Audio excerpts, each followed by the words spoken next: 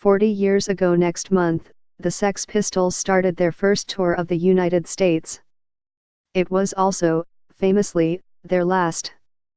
After 7 electrifying, antagonistic performances, the band broke up. Without permission from the group or its record label, Warner Brothers, the filmmaker Lech Kowalski captured as many of the shows as he could for what would become the documentary DOA, A Rite of Passage. He then flew to England, interviewed the bassist Sid Vicious and filmed more punk bands, including Generation X and Sham 69.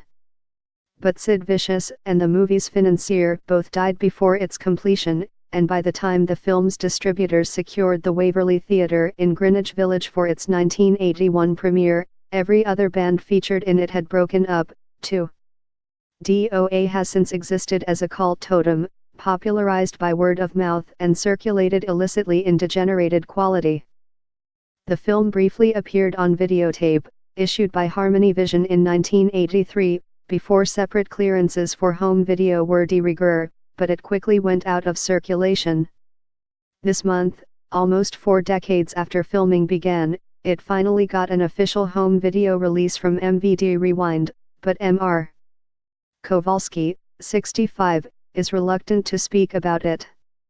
There are things I'll talk about DOA with you, and other things that I will not talk about, because I don't want to promote this DVD release, he said in a telephone interview from France. Because of licensing issues, 2 Iggy Pop recordings on the soundtrack have been replaced with alternate versions, and it's a change Mr. Kowalski can't abide It Destroys, he said, a special film that I've been protecting. Only those who worked in the trenches of the production, Mr. Kowalski said, really know the great history of the film, and the blood, sweat and tears it took to make it. From the start, a certain level of gonzo warfare was baked into the project. Mr. Kowalski wanted to capture the clash between 2 cultures, the English punk culture and whatever we would meet in America, he said. He approached Tom Forcade, the chaos-seeking founder of High Times magazine, for funding. Mr. Forcade had made headlines for throwing a pie in a pornography commissioner's face and antagonizing the writer and activist Abby Hoffman, and he appreciated the disruptive potential of the Sex Pistols.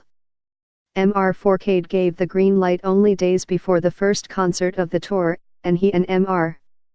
Kowalski rushed to the airport, first via a speeding limousine and then a helicopter. Stepping out of the chopper, an excited Mr. Kowalski narrowly avoided the rotors. Mr. Forcade grabbed me affectionately and told me not to walk toward the back. Mr. Kowalski remembered I felt he was mainly sending me a message, things are going to get wild. Be on your toes, because if not, it can get dangerous.